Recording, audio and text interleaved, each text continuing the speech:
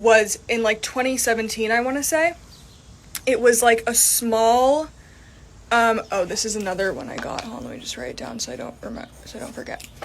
It was a, like, about 15 page, maybe less, maybe like 10 to 15 page insert in an actual V Magazine issue. So, like, you would get a normal V Magazine issue, then inside you pulled it out, and it was an assortment of Polaroids that I took over Fashion Month. It was like, that's why it was called Gigi Journal originally, it was like a journal of photos and notes and like things that I took during Fashion Month of like people that I work with and that inspire me and who I love and my friends and coworkers and stuff like that. And that was part one. So part two became really different because the concept originally, so this is how it looks when it's out of the sun. You guys saw it earlier when it was in the sun. I'm gonna put it in the sun for 1 second so then you can see it again with the orangeness. The concept came to be because part two, I really wanted part two to be, to involve artists that I found on social media, and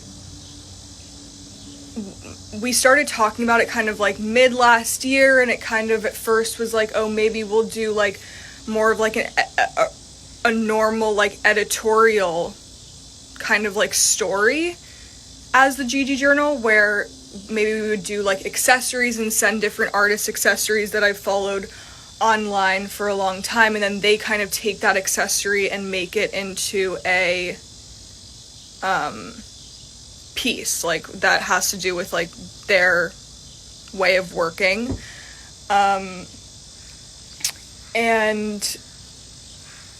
then obviously by the time that it came around to start doing Gigi Journal part two, we were in the middle of quarantine, and I was like, what is gonna like one make sense like for this time, be relevant, be something that people like actually can connect to. Like, it just didn't really feel right to do like something that had to do with me really, or that had to do with like fashion even.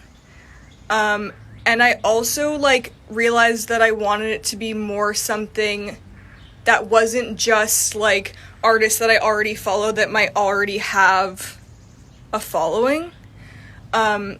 And it didn't necessarily have to do with, like,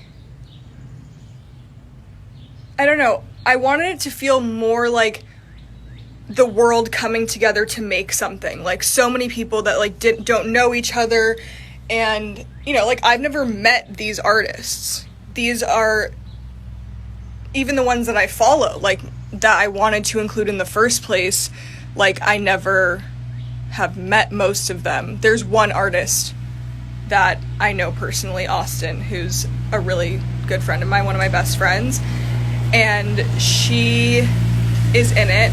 So like 10 of them are artists that I already followed, that I was a huge fan of, that I felt like I wanted to be part of the journal. And then I think 27, I'll count at the end, but 27 of them are artists who hashtagged their art, their work on Instagram. It was 5 weeks that we did the artist search. So over that amount of time, people hashtagged their work.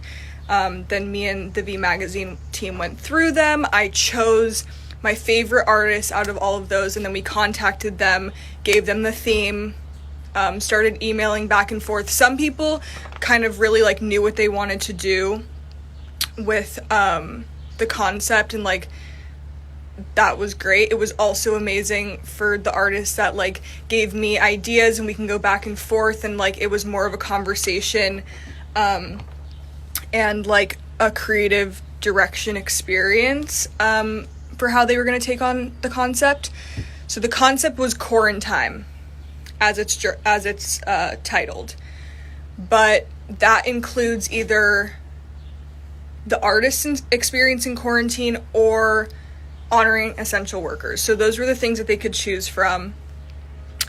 and then like over time they sent stuff back and forth, their process, and then their final images were sent in. The questionnaires, which I'll show you, are really fun. We told them that we wanted, obviously, like it to be an extension of their work. So this is it, like when it's half in sunlight. That's what's cool, is like it appears. So front cover. Then it's gonna open to, oh yeah, another thing. I'll say that at the end. So opens to my editor's letter. See here. It just talks about the process, how we chose people, then like the Black Lives Matter movement having kind of this like big resurgence during quarantine, and how I felt that going to print with this journal, because we started, like the artists started their pieces weeks before, you know, all of like the protesting and everything started. So even if they had wanted to have their pieces have something to do with the Black Lives Matter movement, it was like we were going to print. So I wanted to give space for Black American artists to comment on that if they wanted, but also like their experience obviously is valuable regardless if it has to do with the movement or not, or with the protesting or not. Like, sorry, my mom called. I think it paused. Mommy, if you're watching, you can't call me.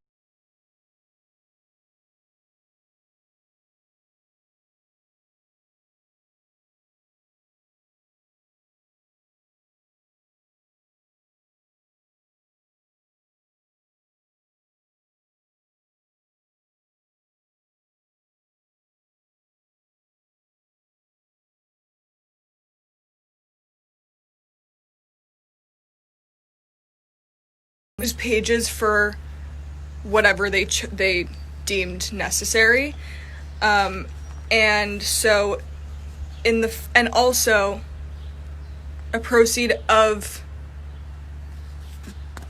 the proceeds will go to these 4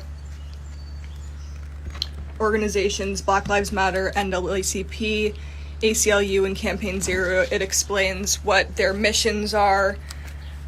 And I also will be matching in donation everything that is raised from the sales. I'll be matching it in donation to those charities. So the first 2 spreads of the journal are from amazing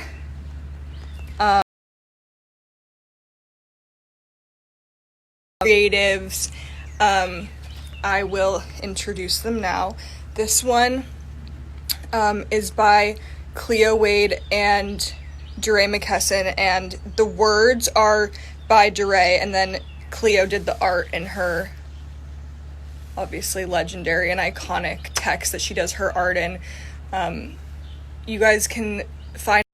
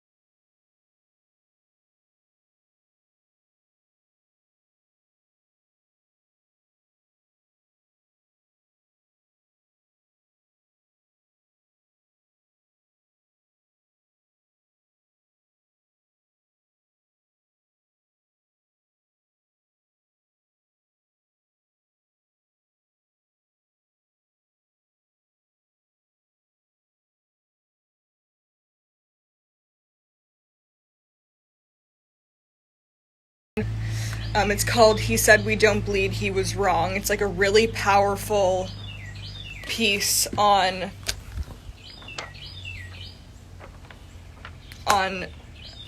this experience that she had. I believe it's a real experience, so correct me if I'm wrong, where she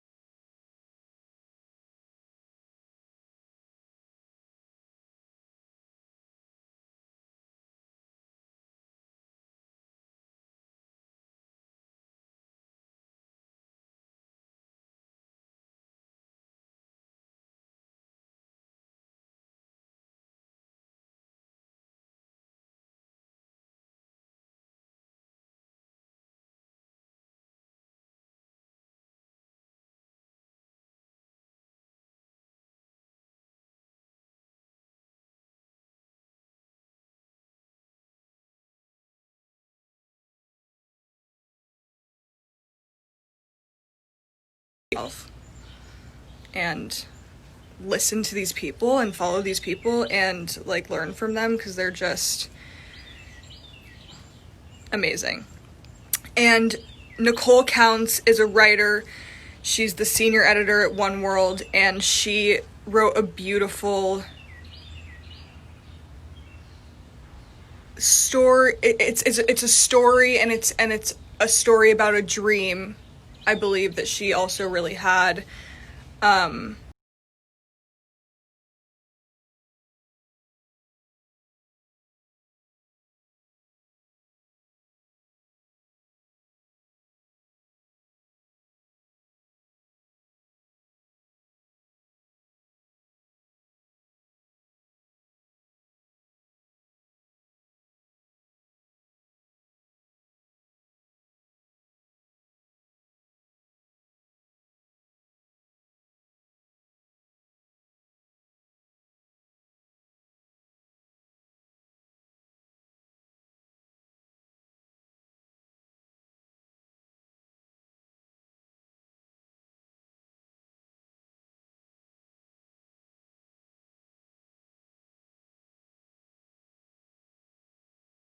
Coffee table book that I know is $55, but like it's not a magazine. Like it's a book. Like it's gonna sit on your table, and this is like so much hard work from artists from all over the world that really like put hours and hours into these pieces. And this is a 60, how many pages? It's like almost 67 pages.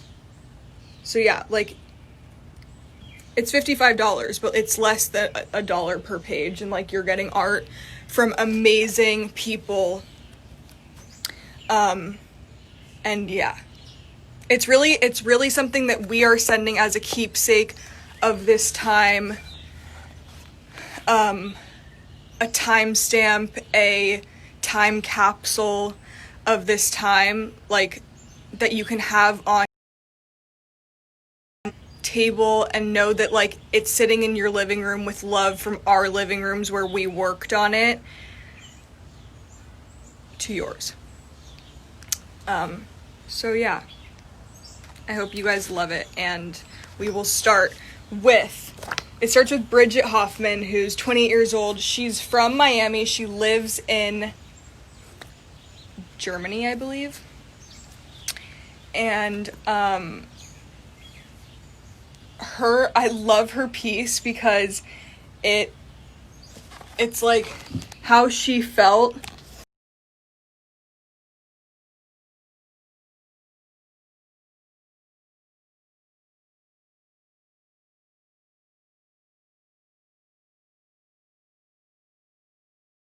time, you know? And I feel, and that's what like I want you guys to flip through this journal and feel like you can relate to at least one piece in here, because they're like, some of them are hilarious. Like, this is so funny. She just felt like she didn't have enough arms, legs, masks, sanitizers. We all felt that, like, we're going through the grocery store like, oh, there's no more Like,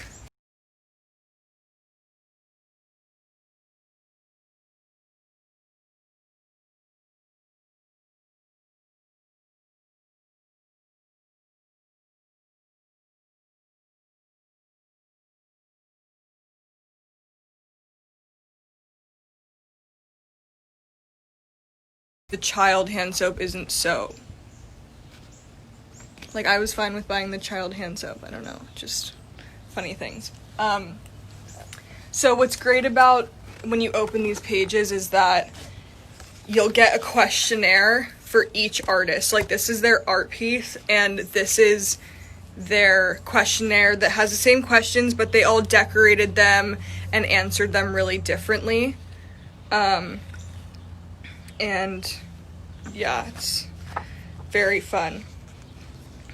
This is by Shantae, and Shantae did this beautiful piece on wood. It's a painting. I love it. And you know, they explain their piece. Shantae said, "I wanted to honor our essential workers and our marginalized communities. I decided to paint local folks who I know and admire, our family friend and cleaning lady since childhood, a healing justice advocate and a mother, and an old friend representing our local farmers." So she's from Santa Barbara, California, my original hometown where I lived till before high school, and I'm really proud to have her in the book. She was someone that we also found through the artist submission process on social media, and I just think her piece is so beautiful. But you can read about, like, the questions go from, you know, it has their hometowns. Shantae was born in Maui, raised in Santa Barbara. So these members are from Santa Barbara, these community members, so beautiful. And it says their current locations, what materials they used, when their pieces were started and completed, explaining their piece, what they learned, like how their creative process changed during quarantine, when they first learned their craft, how they've grown creatively during quarantine, what keepsakes they had around. So it kind of like goes through their creative process during quarantine. This is Katerina, who goes by Kate. She's an embroidery artist, which is just insane to me. Like, I love. And she obviously embroidered this beautiful girl with a mask on, to explain that obviously we are using the mask for the embetterment of others and for a worldwide safety effort.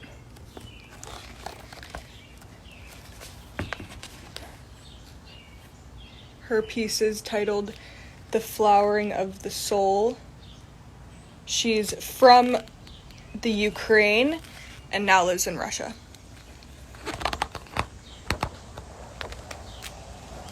This is one of my favorites. They're all one of my favorites. Like, it's really hard, but Adrian's really, I feel like, has such movement. So beautiful. It's called Racing for Freedom. It's so amazing. This is by Adrian Brandon. And, yeah, like I said, you can find all their tags on my The Magazine post. I'll also put them on my first one.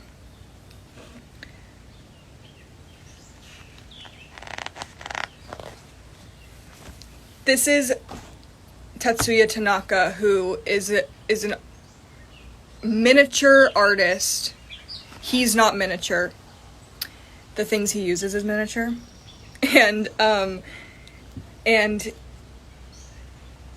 I've been following him for a long time, like, and when I always say, like, oh, people are like, who do you follow on Instagram? Like all these like random creatives. Like that's what I like to